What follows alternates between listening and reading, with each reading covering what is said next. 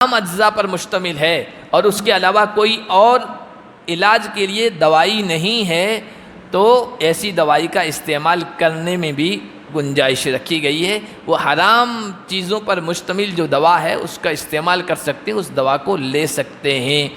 یا حلال دوائی ہے لیکن جو بیمار ہے نا، آدمی ہے، وہ اس کے حاصل کرنے پر قادر نہیں ہے، بہت زیادہ مہنگی، اس کے بس کی بات نہیں ہے، اس کے بالمقابل کوئی ایسی دوائی ہے جو حرام چیزوں سے بنی ہوئی ہے، یا کسی نے کہہ دیا ہے کہ شراب استعمال کر لو، فلاں نشے کی چیز استعمال کر لو، فلاں چیز استعمال کر لو تو یہ بیماری ٹھیک ہو جائے گی، تو مجبوری میں اس کی گنجائش رکھی گئی ہے۔ امام ابو یوسف رحمۃ اللہ علیہ بڑے عالم گزرے ہیں، تو قاضی گزرے ہیں، چیف جسٹس عباسی دور میں، تو انہوں نے اس کے جواز کا فتویٰ دیا تھا، اور آج بھی فتویٰ اسی پر ہے، مجبوری میں ایسی حرام دوائیں بھی استعمال کر سکتے ہیں۔ اس کے علاوہ حلال دوا ہونا یا ہو تو بیمار اس کو حاصل کرنے پر قادر نہیں ہے، اس کے بس میں نہیں ہے اس کو خریدنا، اس کو حاصل کرنا، تو بھی گنجائش۔ فَإِنَّ اللَّهَ غَفُورٌ الرحیم، اب مجبوری میں گناہ کی طرف مائل بھی نہیں ہے، غفور الرحیم۔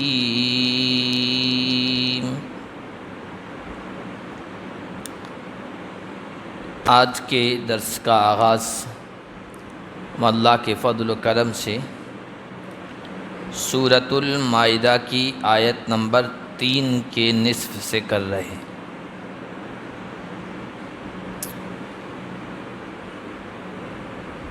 اللہ تعالیٰ نے ارشاد فرمایا کہ آج کافر لوگ تمہارے دین سے مایوس ہو گئے ہیں، لہذا تم ان سے نہ ڈرو، مجھ سے ڈرو۔ آج میں نے تمہارے لیے تمہارے دین کو مکمل کر دیا، تم پر اپنی نعمت کو تام مکمل کر دیا، اور اسلام کو دین کے طور پر تمہارے لیے پسند کر لیا۔ یہ آیتیں سن 10 ہجری میں اتری ہیں، اور جس وقت یہ آیتیں اتر رہی تھی اس وقت اللہ کے نبی صلی اللہ علیہ وسلم کے سامنے تقریباً 1.5 لاکھ صحابہ کرام کا مجمع تھا، اور تاریخ جو تھی وہ 9 ذی الحجہ کی تھی، 10 ہجری 9 ذی الحجہ کی تاریخ، عرفات کا میدان، اور 1.5 لاکھ پاکیزہ افراد کی جماعت۔ اللہ کے نبی صلی اللہ علیہ وسلم عصر کے بعد جبل رحمت کے پاس دعاؤں میں مشغول تھے، اس وقت یہ آیتیں اتری۔ دن بھی بڑا بابرکت، وقت بھی بڑا بابرکت، جگہ بھی بڑی بابرکت، مجمع بھی بڑا بابرکت تھا، اور یہ اعلان کیا گیا۔ اور اس سے پہلے کافروں نے پوری طاقت لگا دی تھی اسلام کو ختم کرنے کی، مسلمانوں کو ختم کرنے کی، ہر حربہ آزما لیا تھا، ہر تدبیر کر لی تھی، ہر سازش کر لی تھی، لیکن وہ اپنی کوششوں میں کامیاب نہیں ہو پائے، اور پورا جزیرۃ العرب، عرب کا علاقہ ان کافروں اور مشرکوں سے 10 ہجری کو بالکل پاک ہو چکا تھا، اور ان کی جو پلاننگ تھی، اسکیمی تھی، سب خاک میں مل گئی تھی۔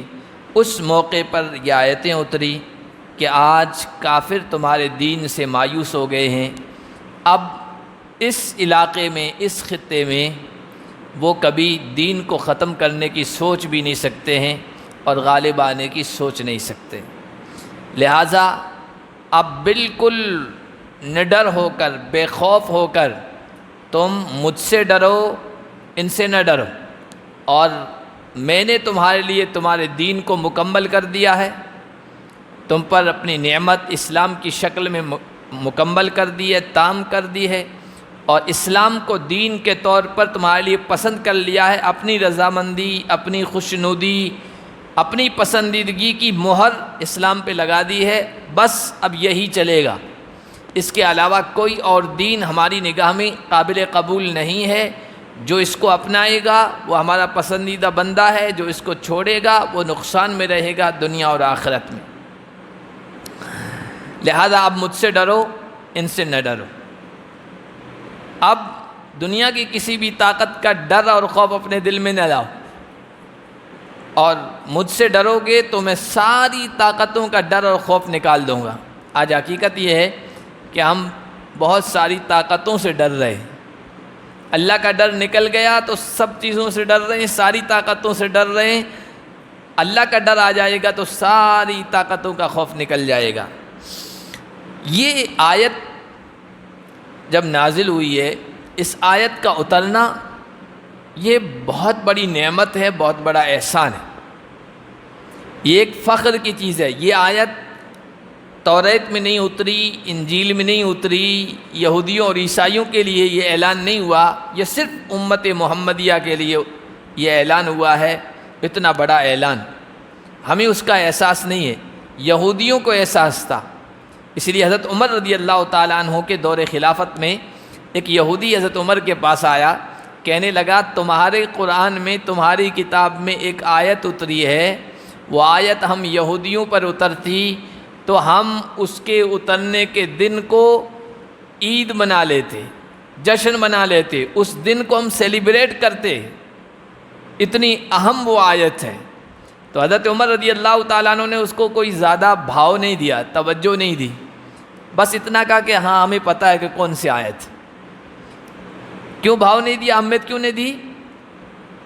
اہمیت اس لیے نہیں دی کہ حضرت عمر رضی اللہ تعالیٰ عنہ یہ سبق دینا چاہتے تھے کہ ہمارے نزدیک سیلیبریشن کرنا، کسی کو منانا، جشن منانا، کسی ڈے کو منانا، یہ اس طور پر نہیں ہے جس طرح دوسری قومیں مناتی، لائٹنگ کر لی، ہو ہلا کر دیا، شور مچا دیا، جلوس نکال دیا۔ ہم اس طرح کسی دن کو نہیں مناتے ہیں، جشن نہیں کرتے ہیں۔ ہم تو قرآن کے پیغام کو عام کر کے، نبی کی سنت پہ چل کے کسی دن کو مناتے ہیں اور کسی ڈے کا سیلیبریشن کرتے ہیں۔ اور پھر حضرت عمر رضی اللہ تعالیٰ عنہ نے کہا کہ ہمیں الگ سے اس دن کو سیلیبریشن کرنے کی ضرورت ہے ہی نہیں، وہ دن ہمارے لیے پہلے سے عید ہوتا، بلکہ جب یہ آیت اتری تھی دو عیدیں ہمارے لیے اکٹھا تھی۔ ایک تو یہ کہ جمعہ کا دن تھا، جب حضور نے حج کیا ہے 10 ذی الحجہ کو، 10 ہجری کو عرفات کے میدان میں جب حضور ٹھہرے ہیں، وہ دن جو تھا وہ جمعہ کا دن تھا، 9 تاریخ تھی، جمعہ کا دن تھا، اور اتنا بڑا مجمع تھا۔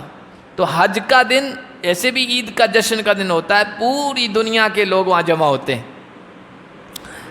اور پھر جمعہ کا دن تھا، جمعہ کا دن ایسے ہی ہمارے لیے عید کا دن ہے، تو دو عید کے دن ہمارے لیے ایسے ہی جمع تھے۔ اب پھر ہر زمانے میں جمعہ کا دن تو ادھر ادھر ہو ہی جاتا ہے اس تاریخ کو، 9 ذی الحجہ کو، لیکن 9 ذی الحجہ میدان عرفات میں آج بھی دنیا سے لاکھوں لوگ جمع ہوتے ہیں، ایسے ہی سیلیبریشن ہو رہا ہوتا ہے، ایسے ہی عید کا دن ہوتا ہے۔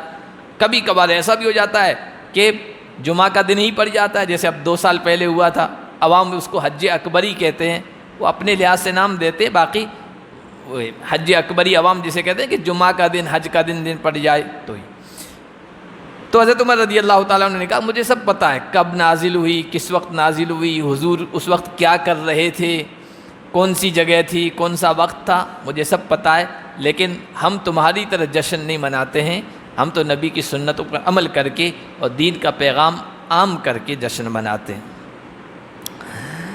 تو اللہ تعالیٰ نے اعلان فرما دیا دین مکمل ہوگا، یہ ہمارے لیے بہت بڑا احسان ہے۔ اور یہ دین اسلام، ہر نبی کا بھی جو دین ہوتا وہ دین اسلامی ہوتا۔ اس سے کوئی یہ کہے کہ پچھلے نبیوں کا جو دین تھا وہ ناقص تھا، اس میں کمی تھی، نہیں، ہر نبی کے اوپر جو شریعت نازل ہوئی ہے، اللہ کی طرف سے جو احکامات آئے ناقص نہیں تھے، اس میں کوئی کمی نہیں تھی، لیکن وہ اپنے زمانے کے اعتبار سے کامل تھا، مکمل تھا، ہر زمانے کے اعتبار سے نہیں۔ اس کی مثال ایسے ہے جیسے چھوٹا بچہ ہوتا ہے اس کا کرتا ہوتا ہے. اب جب وہ کرتا اسے پہنایا گیا بالکل اس کے جسم پر اس کی باڈی پر فٹ تھا، لیکن وہ بچہ آگے بڑھتا ہے، تھوڑا بڑا ہوتا ہے تو وہ کرتا اب اس کے جسم پر فٹ نہیں بیٹھتا ہے. اب کہیں گے بھائی اس میں کمی ہے، یہ ناقص ہے. لیکن اپنے وقت میں وہ کرتا کیا تھا؟ کامل تھا اس بچے کے لیے. اب بڑا ہو گیا تب اس میں نقص آ گیا ہے، اور بڑا ہوگا تو پھر دوسرا جو کرتا اس میں نقص آئے گا. انسان بڑھتا ہے، عین نوجوانی میں پہنچتا ہے، پھر اس کے لیے ایک ناپ متعین ہو جاتی ہے. اب کسی بھی درزی کو آپ ایک ناپ دے دو، بس کرتا بھیج دو، کپڑا بھیج دو، وہ پورا جوڑا سل دے گا. پھر اس کے بعد ناپ گھٹتی بڑھتی زیادہ عام طور پر نہیں ہے. دین کا مسئلہ بھی ایسا ہی تھا. پہلے نبیوں پر جو دین اترتا تھا اپنے زمانے کے اعتبار سے کامل تھا، مکمل تھا. انسانیت آگے بڑھ رہی تھی. حضور علیہ الصلوۃ والسلام جب اس دنیا میں تشریف لائے نا، تو اب انسانیت کی بھرپور نوجوانی کا ٹائم، بس اب ایک ناپ متعین ہو گئی. اب اس کے بعد قرآن کی شکل میں جو دین آیا ہے، اسلام کی شکل میں یہ، تو اب یہ کامل ہے، مکمل ہے. یہ بالکل مکمل جوانی کا ناپ ہے. اب اس میں کمی بیشی نہیں ہو سکتی ہے. اب اس دین میں اللہ تبارک و تعالیٰ نے قیامت تک کے آنے والے انسانوں کی رہنمائی رکھی ہے، ہدایات جاری کر دی ہے. اس اعتبار سے اب یہ دین بھی مکمل، یہ کتاب بھی مکمل، ہمیں جو رسول دیا گیا وہ بھی کامل اور مکمل. اس کی سیرت میں بھی کوئی کمی اور نقص نہیں. فمن استر فی مخمصۃ غیر متجانف لإثم فإن اللہ غفور الرحیم. یہ بیچ میں اعلان ہوا ہے. اوپر پچھلے درس میں ہم نے پڑھا جانور، کن جانوروں کا کھانا حلال ہے اور کون جانور حرام ہو جاتے ہیں، اس کا تذکرہ تھا. تو کہا ان جانوروں کا گوشت نہیں کھا سکتے ہو. لیکن اب آگے اللہ تعالیٰ نے وہی ذکر کیا کہ فمن استر فی مخمصۃ، جو شدید بھوک میں مجبور ہو جائے، لاچار ہو جائے، تو پھر جو چیزیں، جو گوشت، جو جانور حرام ہے نا، مجبوری میں اپنی جان بچانے کے لیے اس کا گوشت کھانا حلال ہو جاتا ہے. لیکن شرط یہ غیر متجانف لإثم، گناہ کی طرف مائل ہونے والا نہ ہو. گناہ کی طرف مائل ہونے والے کا مطلب یہ ہے کہ شوق سے نہ کھائے، بس جان بچانے کے لیے مجبوری میں کھائے اور ضرورت کے بقدر کھائے. اتنا کھائے کہ اس سے جان بچ سکتی ہو. ایسی چیز جس سے جو حرام ہے لیکن مجبوری ہے، اس کے علاوہ کھانے کی کوئی چیز نہیں ہے. ایسی چیز جو حرام ہے لیکن مجبوری ہے، اس کے علاوہ کوئی پینے کی چیز ہے ہی نہیں، پانی وغیرہ ہے ہی نہیں. اب شراب رکھی ہوئی ہے یا کوئی اس طرح کی حرام چیز رکھی ہوئی ہے کھانے کی یا پینے کی، اب مجبوری ہے، اس کے علاوہ کچھ ہے ہی نہیں بندے کے پاس، تو وہ کھا سکتا ہے. لیکن گناہ کی طرف مائل ہونے والا نہ ہو. یعنی اس میں بھی یہ شرط رکھی کہ وہ چیز حلال نہیں ہو گئی، وہ مجبوری میں تمہارے لیے گنجائش رکھی گئی ہے. اگر تم اس کو استعمال کر لو گے مواخذہ نہیں ہوگا، اللہ کی طرف سے پکڑ نہیں ہوگی. بس یہ جس طرح کھانے کی اور پینے کی چیزوں کا یہ مسئلہ ہے کہ مجبوری میں، لاچاری میں، شدید ضرورت کے وقت ان کا کھانا اور پینا اس میں گنجائش دی گئی ہے، اسی طرح دوائی کا معاملہ بھی ہے، علاج کا معاملہ بھی ہے. کوئی بیماری ایسی ہے کسی کو لگ گئی ہے اور اس کے لیے کوئی ایسی دوائی ہے جو دوائی حرام چیزوں سے بنی ہوئی ہے، حرام اجزاء پر مشتمل ہے، اور اس کے علاوہ کوئی اور علاج کے لیے دوائی نہیں ہے، تو ایسی دوائی کا استعمال کرنے میں بھی گنجائش رکھی گئی ہے. وہ حرام چیزوں پر مشتمل جو دوا ہے اس کا استعمال کر سکتے ہیں، اس دوا کو لے سکتے ہیں. یا حلال دوائی ہے لیکن جو بیمار ہے نا، آدمی ہے، وہ اس کے حاصل کرنے پر قادر نہیں ہے، بہت زیادہ مہنگی، اس کے بس کی بات نہیں ہے، اس کے بالمقابل کوئی ایسی دوائی ہے جو حرام چیزوں سے بنی ہوئی ہے، یا کسی نے کہہ دیا ہے کہ شراب استعمال کر لو، فلاں نشے کی چیز استعمال کر لو، فلاں چیز استعمال کر لو تو یہ بیماری ٹھیک ہو جائے گی، تو مجبوری میں اس کی گنجائش رکھی گئی ہے. امام ابو یوسف رحمۃ اللہ علیہ بڑے عالم گزرے ہیں، تو قاضی گزرے ہیں، چیف جسٹس عباسی دور میں، تو انہوں نے اس کے جواز کا فتویٰ دیا تھا، اور آج بھی فتویٰ اسی پر ہے. مجبوری میں ایسی حرام دوائیں بھی استعمال کر سکتے ہیں. اس کے علاوہ حلال دوا ہونا یا ہو تو بیمار اس کو حاصل کرنے پر قادر نہیں ہے، اس کے بس میں نہیں ہے اس کو خریدنا. اس کو حاصل کرنا تو بھی گنجائش۔ فَإِنَّ اللَّهَ غَفُورٌ الرحیم، اب مجبوری میں گناہ کی طرف مائل بھی نہیں ہے، شوق بھی نہیں ہے، ضرورت کے بقدر استعمال کر لی ایسی چیزیں، حرام تو اس وقت بھی ہیں لیکن اللہ نے گنجائش رکھی ہے اور استعمال کر لی تو بے شک اللہ بخشنے والا ہے، رحم کرنے والا ہے، اللہ پکڑ نہیں فرمائے گا۔ یسألونک ماذا احل لہم، یہ لوگ آپ سے سوال کرتے ہیں کہ کون سی چیزیں ان کے لیے حلال کی گئی ہے، حرام کا تذکرہ آیا، یہ جانور حرام، یہ جانور حرام، فلاں جانور حرام، تو سوال کیا گیا کون سی چیزیں حلال ہیں؟ اے نبی آپ کہہ دیجئے پاکیزہ چیزیں تمہارے لیے حلال کی گئی ہیں۔ پاکیزہ چیزیں جو پاک ہو اور جن کی طرف فطرت سلیمہ، انسان کا جو اچھا مزاج ہے وہ مائل ہو، ان کے استعمال کرنے پر، ان کے کھانے اور پینے پر، ان کے استعمال پر انسان کی فطرت سلیمہ مائل ہو۔ اب بعض مرتبہ ایسا ہوتا ہے کہ انسان کا مزاج ہی بگڑ جاتا ہے، انسان کی فطرت ہی خراب ہو جاتی ہے، نیچر ہی خراب ہو جاتا ہے، اسے زناکاری میں مزہ آتا ہے، حلال میں مزہ نہیں آتا ہے، اسے حرام استعمال کرنے میں، حرام چیزوں کے کھانے میں پینے میں مزہ آتا ہے اور حلال چیزوں میں مزہ ہی نہیں آتا ہے۔ اس لیے اللہ تعالیٰ نے حلال اور حرام کی تفصیل بیان کی ہے پوری، اور نبی علیہ السلام نے تفصیل بیان کی ہے، باقاعدہ جانوروں کا تذکرہ کیا، کس طرح کے جانوروں کا گوشت حلال ہے، کون سی چیزیں حرام ہیں۔ تو قل احل لکم الطیبات وما علمتم من الجوارح مکلبین تعلمونہن مما علمکم اللہ،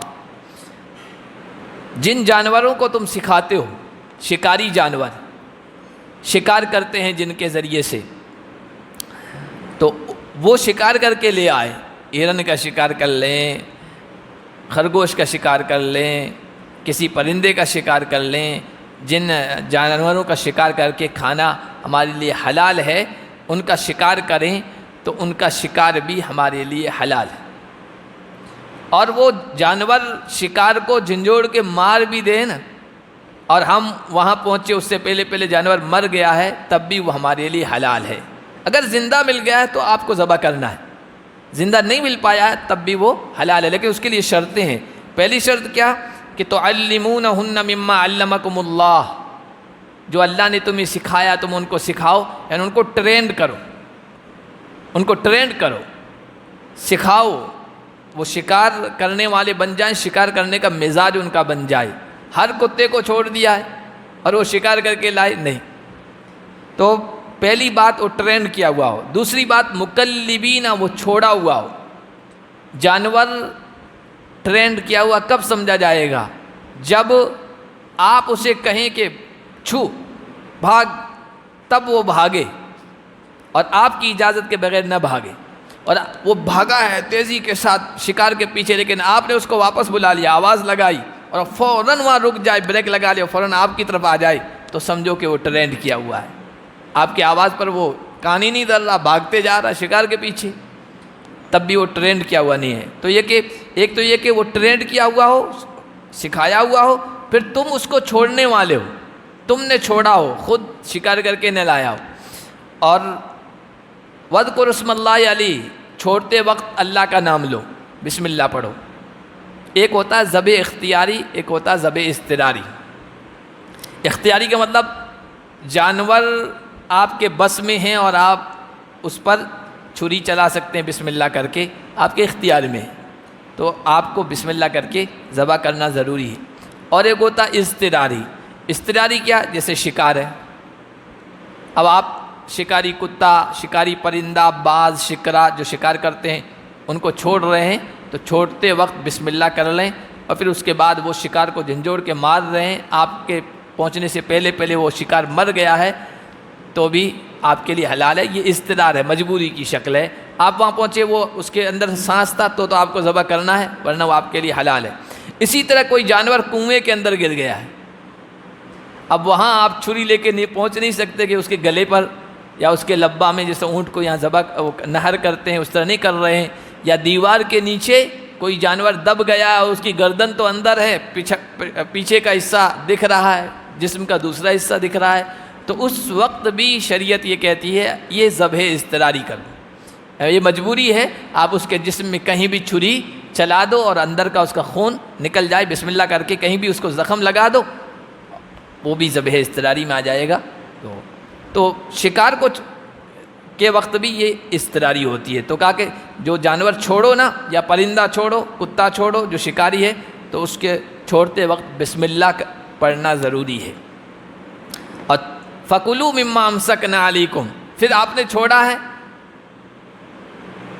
اور وہ خود شکار کر کے خود کھا رہا بھائی،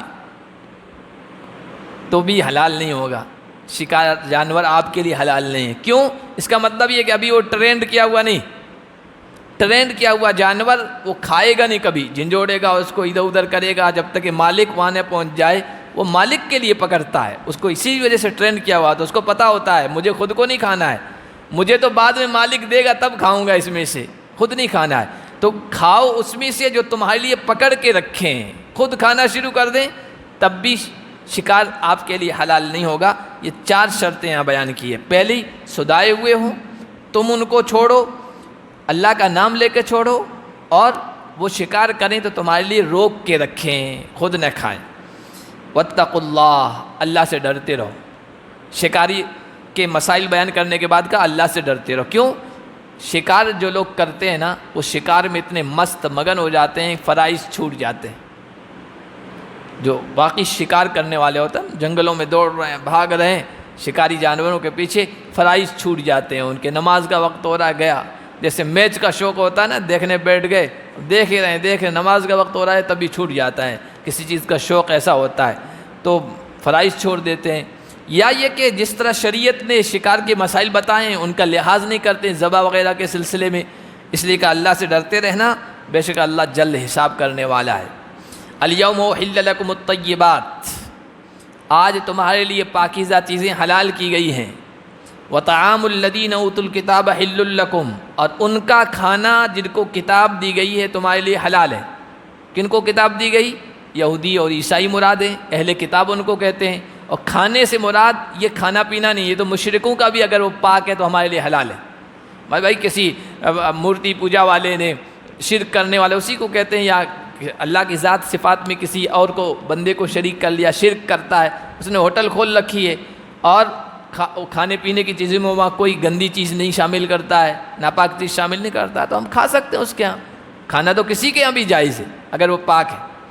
یہاں طعام سے مراد کھانا وہ نہیں کھانا، بلکہ یہاں ذبیحہ ہے، ذبیحہ ہے، جو جانور ذبح کیا جاتا ہے نا وہ مراد ہے۔ تو اہل کتاب کا ذبیحہ تمہارے لیے حلال ہے۔ اہل کتاب سے کیا مراد؟ جو قوم کسی آسمانی کتاب پر یقین رکھتی ہو، نبوت اور رسالت پر یقین رکھتی ہو کہ اللہ نے انسانوں کے سمجھانے کے لیے رسولوں کا سلسلہ جاری فرمایا، کسی نہ کسی نبی اور رسول پر ایمان رکھتی ہو، اور آخرت پر ایمان رکھتی ہو کہ مرنے کے بعد بھی زندگی ہے، جنت جہنم ہے، ان چیزوں پر ایمان رکھتی ہو، ان کو کہتے ہیں اہل کتاب۔ اس میں عام طور پر یہودی اور عیسائی ہیں۔ تو وہ اگر واقعی یہودی ہیں اور عیسائی ہیں، ان چیزوں پر ایمان رکھتے ہیں، ورنہ آج کل کیا ہے، بہت سارے یہودی اور عیسائی یوں نسلاً یہودی اور عیسائی کہلاتے ہیں، لیکن ہیں وہ ایتھسٹ، وہ ہیں ملحد، وہ خدا کو بھی نہیں مانتے، مرنے کے بعد کی زندگی کو بھی نہیں مانتے ہیں، ایسے لوگوں کی تعداد ہے۔ تو بھائی ان کے ذبیحے سے بچنا چاہیے، ان کے ہاتھ سے ذبح کیے ہوئے جانور کا نہیں کھانا چاہیے۔ لیکن واقعی نبی پر، حضرت عیسیٰ پر ایمان رکھتے ہیں اور اپنی کتاب پر ایمان رکھتے ہیں، آخرت کے دن پر ایمان رکھتے ہیں، تو آج بھی ان کا ذبیحہ حلال ہے، یہودیوں کا اور عیسائیوں کا۔ تو ان کا ذبیحہ بھی تمہارے لیے حلال ہے۔ وطعامکم حل لہم، تمہارا ذبیحہ بھی ان کے لیے حلال ہے، تم جو جانور ذبح کرو وہ ان کے لیے حلال ہے۔ والمحصنات من المؤمنات والمحصنات من الذین اوتوا الکتاب من قبلکم، پاک دامن ایمان عورتیں تمہاری حلال کی گئی، مومن عورتوں میں سے قریبی جو رشتے ہیں جن سے نکاح کرنا حرام ہے ان کو چھوڑ کر باقی پاک دامن عورتیں، ان سے تم نکاح کر سکتے ہو، تمہارے لیے حلال کی گئی ہیں۔ اور اہل کتاب میں سے جن تم سے پہلے جن کو کتابیں دی گئی ہے ان کی بھی پاک دامن عورتوں سے تمہارے لیے نکاح حلال ہے، یہودی سے، عیسائی سے، یہودی عورت سے، عیسائی عورت سے۔ وہی شرط میں نے کہا کہ واقعی ایمان ہو ان کا، ملحد نہ ہو، ایتھسٹ نہ ہو، نام کے تو یہودی ہوں لیکن ہیں ایتھسٹ۔ تو واقعی اہل کتاب یہودی یا عیسائی عورت ہے، ان سے بھی نکاح جائز ہے۔ اذا آتیتموہن اجورہن، جب ان کو ان کا اجرت یعنی ان کا مہر دے دو، باقاعدہ ان سے نکاح کرنا چاہ رہے ہو، محسنین غیر مسافین ولا متخذی اقدان، یہ شرط لگائی، محسنین ان کو نکاح میں لانے والے ہو، ایک شرط، غیر مسافہین شہوت رانی کرنے والے نہ ہو، ایسے ہی ان سے تعلق قائم کر لیا ہے، رکھیل کے طور پر رکھ رکھا ہے کسی یہودی کو کسی عیسائی کو، بس شہوت پوری کر رہے ہیں، خواہش پوری کر رہے ہیں، وہ تو جانور بھی کرتے ہیں، تو شہوت رانی کرنے والے نہ ہو، بس مستی کرنے کے لیے نہ ہو، نکاح میں لانے کے ارادے سے ان کو بیوی بنا کر رکھنے کی حیثیت سے ان کو اپنے گھر میں لاؤ، اور ولا متخذی اخدان، کھلم کھلا زنا کرنے والے جیسے ریلیشن شپ پہ رہتے ہیں، ایسی دوستی بنا رکھی، آج کا کلچر ہے گرل فرینڈ کا تو یہ بنا کے رکھا، یہ اس کے لیے لفظ ہے ولا متخذی اخدان بھی ہے، چھپ چھپ کے آشنائی کرنے والے نہ ہو، چھپ چھپ کے دوستی کر رکھی ہے، تو اس طرح ان عورتوں کو رکھنے والے نہ ہو، باقاعدہ جس طرح آپ اپنے مذہب کی کسی عورت کو نکاح کے طور پر لاتے ہو، ذمہ داریاں قبول کرتے ہو، بیوی کی حیثیت سے اس کو رکھتے ہو، اس کو رہائش دیتے ہو، اس کو نان نفقہ خرچہ دیتے ہو، ہونے والی اولاد کی پوری ذمہ داری اٹھاتے ہو، اس طرح ان عورتوں کو رکھنے والے ہو، تو تمہارے لیے اہل کتاب عورتوں سے بھی نکاح جائز ہے۔ جائز ہونے کا یہ مطلب نہیں کہ ضروری بس نکاح ہی کریں، اگر مصلحت ملک کی مصلحت ہے، ملت کی مصلحت ہے، نہ کرنا تو پھر نہ کرنا ہی بہتر ہے۔ حضرت حذیفہ ابن یمان رضی اللہ تعالیٰ عنہ ایک صحابی تھے، انہوں نے کتابیہ عورت سے شادی کر لی تھی، حضرت عمر کا دور ہے، حضرت عمر رضی اللہ تعالیٰ عنہ کو پتہ چلا تو انہوں نے کہا کہ اس کو طلاق دے دو، چھوڑ دو۔ انہوں نے کہا کیوں؟ کتاب میں حلال نہیں ہے، قرآن میں حلال کہا گیا، تو کہا کہ حلال اپنی جگہ صحیح ہے، لیکن ان سے تم نکاح کو باقی مت رکھو، طلاق چھوڑ دو۔ کیوں؟ اس کی وجہ کیا ہے کہ بھائی ان سے تو مقابلہ ہو رہا ہے، لڑائی ہو رہی ہے، اب اپنی قوم سے اپنی برادری سے ہر ایک کو تعلق ہوتا ہے، محبت کا رشتہ ہوتا ہے، تو بہت ساری راز کی باتیں ہیں وہ راز نہیں رہیں گی، وہ لیک ہو جائے گی، ملی مصلحت کے پیش نظر، دین کی مصلحت کے پیش نظر ان کو طلاق دے دو۔ انہوں نے دینا نہیں چاہا تو سختی کی، آرڈر جاری کیا، میں تمہیں حکم دیتا ہوں اس کو چھوڑ دو، چنانچہ اس کو طلاق دے دی۔ جائز اپنی جگہ ہے، لیکن اگر مصلحت ایسی ہو تو پھر ایسی عورتوں سے دور رہنا ہی بہتر ہے۔ آج عربوں میں جو کچھ ہے نا، آپ دیکھیں نا، تو بہت ساری یہ جو سب وجوہات ہیں پستی کی، ان میں ایک بھی ہے کہ عربوں نے یہودی عیسائی عورتوں کو بھی گھروں میں رکھ رکھا ہے۔ یاسر عرفات اتنا آدمی تھا، اسرائیلی کاز کے لیے، فلسطینی کاز کے لیے لڑنے والا آدمی تھا، لیکن اس کے گھر میں بھی یہودی عورت تھی، کامیابی اتنی نہیں ملی ان کو۔ اس کے بالمقابل حماس والے ہیں، وہ بالکل ایسی عورتوں کو اپنے نکاح میں نہیں رکھتے، دیکھیں آج مقابلہ کر رہے ہیں، اور ایک دن آئے گا کامیابی ملے گی ان کو دشمنوں کے مقابلے میں۔ تو راز پہ راز نہیں رہتا ہے، گھر عورت بیوی سے قریب کون ہو سکتا ہے انسان کا؟ پھر بہت ساری باتیں ہیں جو دین اور ملت کے پیش نظر راز رکھنی ہوتی ہے، وہ نہیں رہتی ہے، وہ لیک ہو جاتی ہے۔ اس وجہ سے حضرت عمر نے کہا تھا کہ ایسی عورتوں کو چھوڑ دو، تو یہ شرطیں لگائی ہے۔ وَمَن يَكْفُرْ بِالْإِيمَانِ فَقَدْ حَبِطَ عَمَلُهُ، اور جو ایمان کا انکار کرے گا تو اس کے عمل پر پانی پھر جائے گا، اس کا عمل ان کا گویا یہ شرط لگا دی کہ دیکھو ایسی عورتوں سے نکاح کرنے میں اگر تمہارا ایمان متاثر ہو جائے نا تو پھر بھائی ایسی عورتوں سے دور رہنا ہی بہتر ہے، ایمان سب سے قیمتی چیز ہے، اس پر پانی نہیں پھرنا چاہیے۔ وَهُوَ فِي الْآخِرَةِ مِنَ الْخَاسِرِينَ، اور وہ آخرت میں تو نقصان اٹھانے والوں میں سے ہی ہوگا۔ تو ایمان کے پیش نظر، آنے والی نسلوں کے پیش نظر، پھر ایسی عورتوں سے نکاح نہ کرنے ہی بہتر ہے، اس لیے کہ ماں کا بہرحال اثر ہوتا ہے اولاد پر، نسل پر، اور زیادہ تر جو ہے نا مائیں اولاد کو اپنی طرف کر لیتی ہے، اپنی طرف ڈھال لیتی ہے۔ آج بھی یہاں اپنے آس پڑوس میں دیکھ لیجئے، جن لوگوں نے غیر مسلم عورتوں سے شادی کر رکھی ہے اور ان کو اسلام میں داخل نہیں کیا، بس ٹھیک ہے رہ رہی ہیں، ان کے گھر میں مورتی ضرور ہوگی، ان کے گھر میں مورتیاں ضرور ہوگی، وہ اپنے بچوں کو شرک کی جگہوں میں بھی لے جاتی ہے، باپ کچھ نہیں کر سکتا ہے، عورت کا اثر زیادہ ہوتا ہے، تو ایمان تو بہرحال خطرے میں ہے ہی۔ اس لیے فرمایا آخر میں جو ایمان کا انکار کر دے گا تو اس کے عمل پر پانی پھر جائے گا، ساری نیکیوں پر پانی پھر جائے گا، اور آخرت میں تو گھاٹے والوں میں سے ہوگا۔ اور آخرت میں جو گھاٹے میں نقصان میں رہا نا، وہ سب سے بڑا گھاٹے والا نقصان والا ہے، اس لیے کہ دنیا میں نقصان ہو گیا، بھرپائی کی شکلیں ہیں، انسان بھرپائی کر لیتا ہے، لیکن آخرت میں بھرپائی کی کوئی شکل نہیں ہوگی۔ اللہ پاک ہم سب کو آخرت کے گھاٹے اور نقصان سے محفوظ رکھے۔